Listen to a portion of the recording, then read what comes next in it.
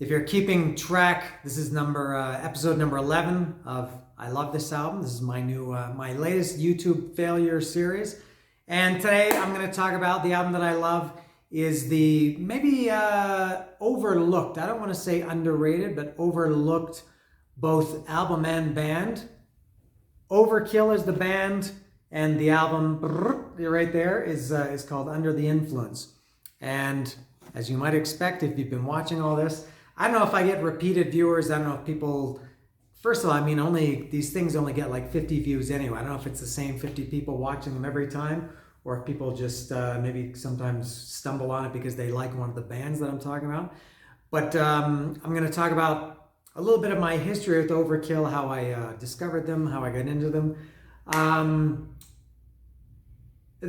was definitely late to the Overkill game. They were part of, I would say, what maybe people would call that first wave of thrash. That was obviously Metallica were the leaders. You could even say Venom or Exciter, but Metallica, Slayer, Anthrax, Megadeth, the big four. I talked about Exodus also. People talk about Testament. But Overkill, their first album came out in '85, which is Feel the Fire. And then their next one came out in '87, which was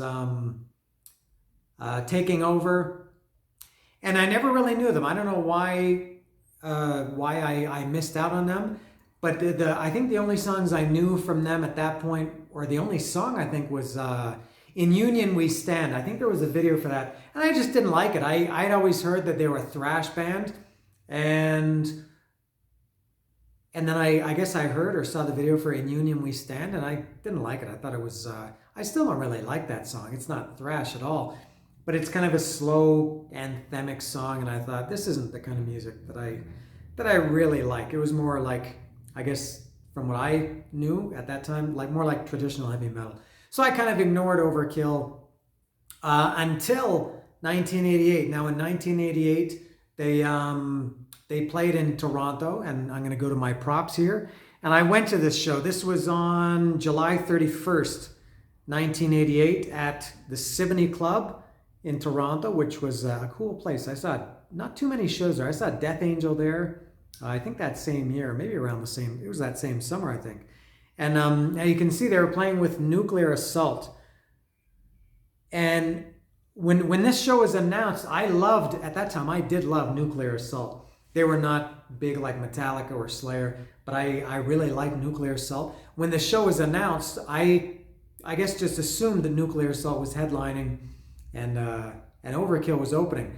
I don't know whether I got this ticket in advance or if I bought it at the door, but I do remember being surprised that it was the other way around, that Overkill was headlining and Nuclear Assault was opening. And so I was a little bit disappointed. So I watched Nuclear Assault. I love them. And then Overkill played, and man, that may have been my favorite concert from that year, from 1988. And I really, really, really loved Overkill. I maybe at that time regretted that I didn't or hadn't gotten into them sooner. They were much, much, much more thrash than I thought, based on only hearing In Union We Stand. And something that I really loved about Overkill, both live and then I probably bought Under the Influence. It feels like I bought it the next day. But what I really loved, I was a huge Anthrax fan back then, especially of Among the Living. I talked about how much I love Among the Living when I talked about Anthrax's whole catalog last year. And maybe one of my top, I don't know, I hate putting these into groups or numbers, but one of my very, very, very, maybe top 5, I could even maybe say Among the Living is my number 1 favorite album ever. And but what I really, really loved about Anthrax, in addition to how heavy they were and how fast they were, was the backing vocals, the real shouting, the Scottian yelling, shouting backup vocals. And Overkill had those as much as Anthrax, at least on Under the Influence. And so when I saw them live, I thought, man, this is a band I really, really like. Much heavier than I thought, much faster, much thrashier. And I really love them, and I still do like them. They've been around now a long time, since '85 was Feel the Fire came out in '85. So that was my introduction to Overkill, and that was cool. At that concert also, I got a bass pick from Dee Dee Verney, and I should also say Dee Dee Verney's bass was I loved it. You listen to metal mostly for the guitars, but Dee Verney's bass was to me it was like a heavier Steve Harris and a more he was like a thrash metal Steve Harris. Plus with the backing vocals, it was just perfect. So I got a Dee Verney bass pick from him at that show, and a drumstick from Nuclear Assault. Who was the drummer of Nuclear Assault? Was it Glenn Evans, I think? So that was a great show for me. So getting to and I did buy. I don't think I bought the shirt at that show, but no, I did. I remember it was. I can't remember what it was on the front, but on the back in the Overkill green, I guess you could call it. It had "We Came to Shred," which is the first song on this, which I'm going to talk about right now. So I bought that Overkill, and then Overkill came back later that year. I saw them with Slayer and Motorhead. Overkill was opening, then Slayer, then Motorhead. That was a fantastic show. So getting to this, actually, let me see if I can. Now I did buy this on vinyl in 1988. I bought this on CD. Oh, I bought this in Florida. I bought this in.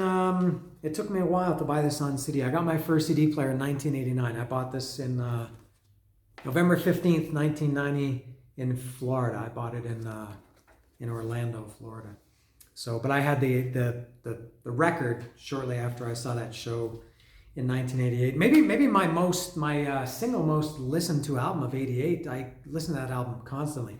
So getting to it here, going track by track. As I said, Shred. The first song is Shred, very, very fast, like almost insanely fast. I had no idea that Overkill played that fast. First time you saw me, I was walking out the door. Got a nasty habit, coming back for more. Got to go to the lyrics here. Ain't just a threat, it's a promise well kept. So when all is said and done, I came to Shred. And amazing solo. I've talked about this before. I don't really keep track of solos, but I do remember this solo for Shred was Shred. It was just insanely fast. And Bobby Gustafson was, I guess maybe like a junior James Hetfield. He had the same look. He played I guess it was a Gibson Explorer, and he had, his hair was similar, but part of the same thing of why I loved Overkill. So Shred, fantastic. Never Say Never, I Climb the Mountain for All to See, Systematic Ascension, It's a Part of Me. I love that one too. There's a Light That Shines at the Tunnel's End. It Lights My Every Step. It lights my every step. I Came Here to Win, Never Say Never. And great, and then there's a really cool after I think it's the first chorus there. There's a great Dee Verney just bass part there. That's really, really cool. This album is maybe the best thrash metal bass album. Maybe Speak English or Die, SOD, but Dee Verney rules on this album. He's all over it. Hello from the Gutter. That was the hit single. They did a video for this one. And now, speaking of solos, that has maybe the ones that come to mind also, More Than Meets the Eye by Testament, and maybe a couple of Pantera ones that I could say like my favorite thrash metal guitar solos. Hello from the Gutter has just a fucking awesome guitar solo in that song. I love it. And that song is great, Hello. And that also had the yelling vocals. The Blitz, the singer, would sing hello, and then hello, which was, I guess, Dee Verney and maybe Bobby Gustafson. Gutter Child, Sweet 16, Broadway Stars That Have Never Been, All Those Dreams and Broken Glass. Swept down the sewer with the rest of the trash. Here's a little story that we live to tell. Hello from the Gutter, Hello from Our Little Hell. I love that song. Mad Gone World, another one with those really big shouting, in your face, backing, Scott Ian style backing vocals towards the end. Mad Gone World, Mad Gone World. Love it. Brain Fade, another with the big loud screaming Scotty. I call them Scott Ian backing vocals at the end of Brain Fade. Spit it out, suck it in, let the genius flow. All the answers to all the questions, there's nothing you don't know. Experience is an asset when you've done most everything. Just call it intuition. Just call it anything. Watch him fade, a jack of all trades. Backed Against the Wall, To an All But Captive Audience, To an All But Captive. Watch Out, Watch Out, Here It Comes. Brain Fade, Take a Minute to Think. Brain Fade, oh, I love that song. This album rules. Drunken Wisdom. Drunken Wisdom is kind of a longer one that I think Overkill in the next several albums had these longer, slower songs on the next album, which was Years of Decay, which I also love almost as much as this. It was Skull Crusher, which was, I think, around 10 or 11 minutes, and a little bit different, slower and heavier, and but just as good. I don't need fast. I mean, I like it, but it's not necessary for me to listen to fast songs. Although it does get faster at the end, and also with the Scotty and backing vocals at the end. Drunken Wisdom, Drunken, great song. End of the Line. That's one this is my least favorite on this album. Again, it's not a bad song. Obviously, if I'm talking about how much I love this album, it's pretty much every song. Very, I wouldn't say a ripoff, but that's a total Iron Maiden song. Everything about it. I think especially maybe the solo and towards the end, there's some very, very huge Iron Maiden songs in End of the Line. And I love Iron Maiden, so it's kind of strange that that's my least favorite song on this album. But right after that is my absolute favorite song on this album, and that's Head First. And I remember that was the one that really caught my attention when I saw them at this concert at the Symphony on July 31st, 1988. I remember some things you remember, and they're stupid and you have no business, but I remember Blitz introducing that song as, before you get laid, you got to get head first. And also the great backing vocals and great bass after the kind of the intro of the song, before the song really kicks into the verses. Amazing Didi Verney bass. Push to the left, you pull to the right. It's a standoff, gaining no ground. Out of the dark and into the light. It's a out of the dark and into the light. It's so hard. I screw this up all the time, the lyrics. I think I know the song so great. It's a stand-up, gaining no ground. Out of the dark and into the lights, it's a breakthrough, starting with sound. I can't forget the look on your face in shock. Starting to sweat, all wet, make a bed. It hasn't even started yet, but I got a nickel that says it will. Head first. You'll compromise, you'll let us in, you'll open wide. We're diving in head first. Climb on the horse and start to ride. Slow curve, swinging my bat up, down the front and side to side. Slow move, we need it stat. But yeah, Head First is, I would say not even my favorite song on this album, but maybe my favorite Overkill song in their whole catalog. I love that one. After Head First was, the last song was Overkill 3. They did on Feel the Fire, they had a song Overkill, just like Iron Maiden had Iron Maiden. Motorhead had Motorhead, and Exodus had Exodus. Overkill had Overkill on Feel the Fire, and then Overkill 2 was, I guess, on Taking Over, and Overkill 3, and they had a subtitle. This was Under the Influence. And they were kind of, it was always the last song on the album, and kind of a long one. Shall I Wake or Shall I Sleep? With dreams so warm, so soft, so deep, a never-ending tale enhanced, a never-ending thought enhanced. Excellent song too.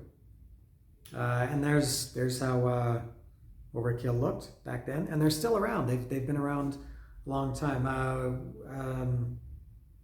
It was in Drunken Wisdom. They kind of talked to me. I took it as they were talking about them as a band. It was mix it up, throw it down. We came to play, not to mess around. We don't care what you say. We'll be here tomorrow like we're here today. Don't do it for the money. Do it for the thrill. Something. We're Overkill. Something like, almost like a not Metal Militia, like Whiplash, something like that. But as I mentioned at the beginning, I think Overkill is a little bit of a, not underrated, but maybe overlooked. Everybody talks about, obviously, in thrash metal, the big four, and then even Testament and Exodus, I think, get a lot more attention than Overkill. Overkill have never really had any missteps. I think I Hear Black, that wasn't a favorite, but I don't think they had a bad album. They never really stopped. I don't think they've ever gone more than 3 years between albums. I think often they're, even now when bands are putting out albums every 4 or 5 years, Overkill is putting them out every 2. And and they've been very, very consistent. They have 15, 16 albums, but this is the best one, and it's also the one I find it difficult to try to segue into this every time, so I'm just going to come right out and say, I love this album.